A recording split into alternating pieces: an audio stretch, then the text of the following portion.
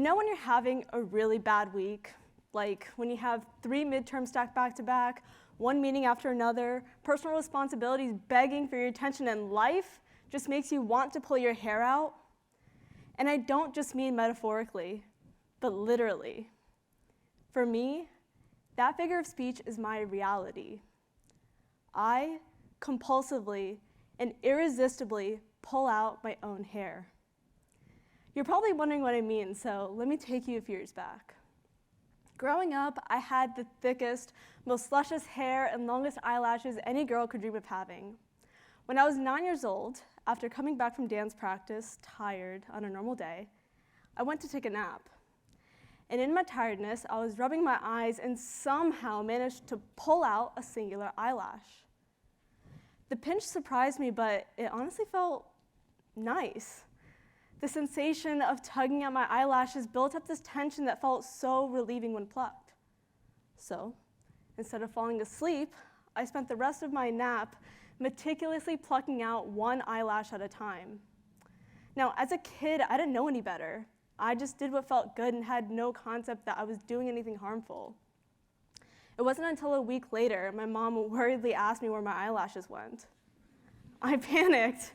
I didn't know what to say. I barely understood it myself, so I lied. I said, I don't know, they must have fallen off or something. Fast forward another week, and it just so happened that I had my annual doctor's appointment where my mom brought up me mysteriously losing my eyelashes. I was still too afraid to tell the truth, so the doctor went to order some blood tests to see if there was a reason I was losing my hair. Since this was the first time I was getting my blood drawn, I turned to my mom and asked her what the process entailed, and she casually lifts up her sleeve and makes a slashing motion on her arm. I think she was trying to show the vein that they were going to take blood from, but that was entirely lost in translation. I mean, this motion she made completely petrified me because I thought I was going to have my arm cut open.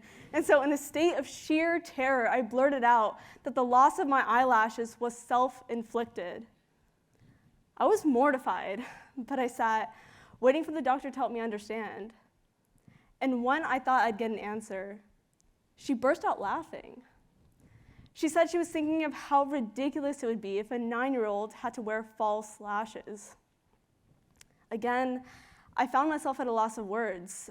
I didn't find this funny, and it was rather awkward.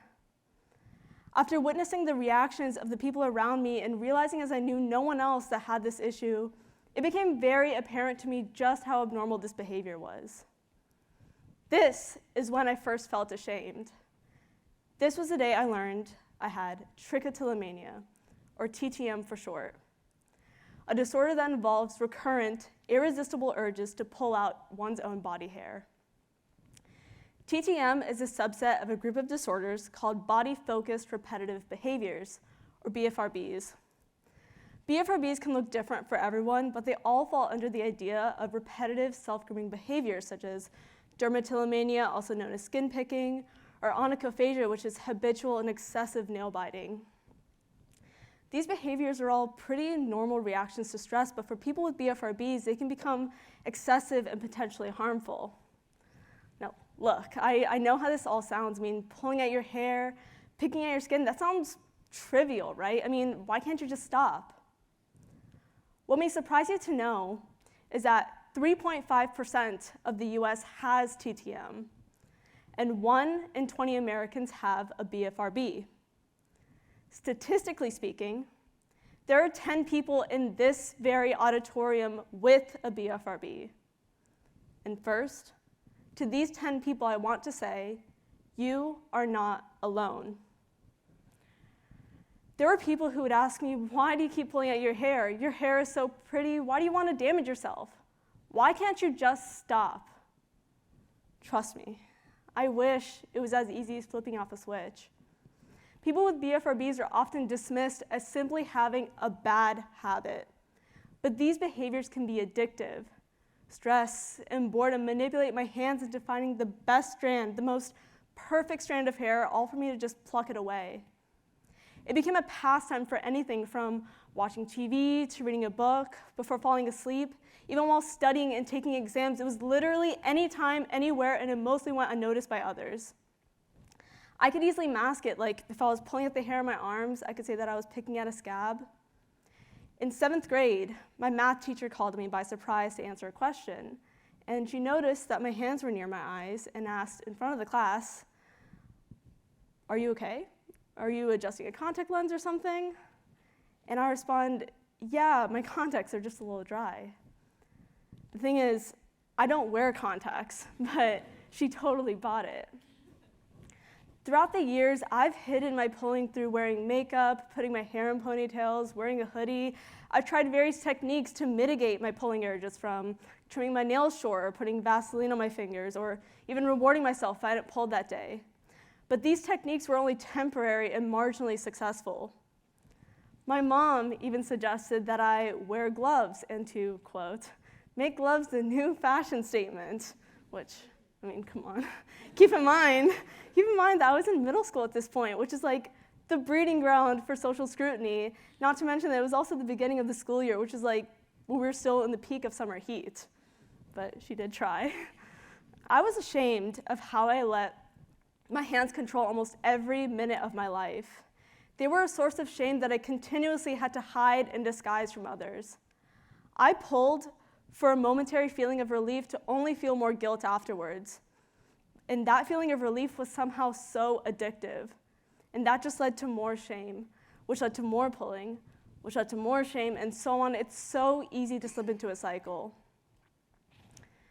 Guilt and shame are such interesting and powerful emotions. I mean, no one ever wants to feel either of them, but they can be considered necessary evils in life.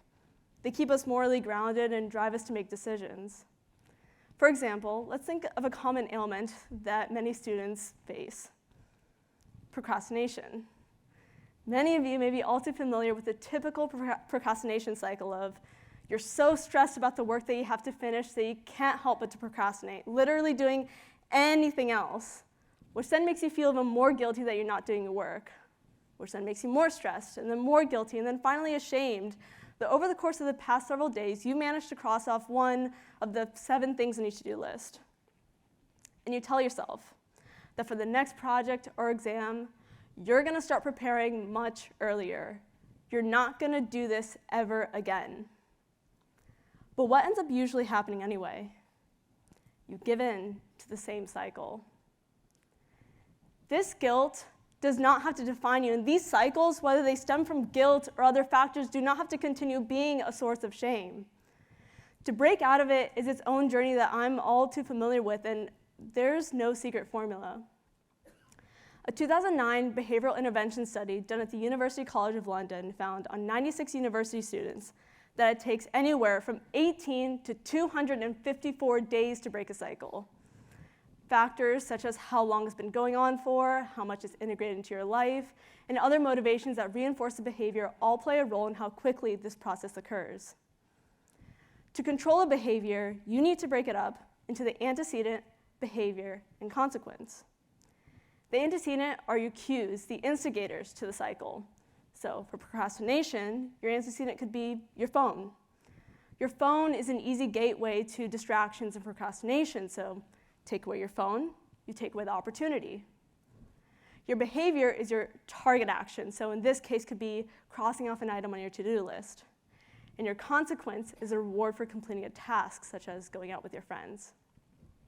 Essentially, breaking down this source of guilt and shame into the antecedent, behavior, and consequence allows us to feel like we're in more control because we're targeting specific actions and motivations. After many years of looking and searching for my target behavior, my hands discovered crocheting. One of my dear friends, who's actually in the audience right now, showed me a cardigan she crocheted, and I was awestruck. I immediately wanted to start learning, so she gifted me one of her crochet hooks and a fistful of yarn and sent me on my way. I began learning through watching YouTube tutorials during finals week last year and managed to make a bag, scarf, and beanie in the following weeks.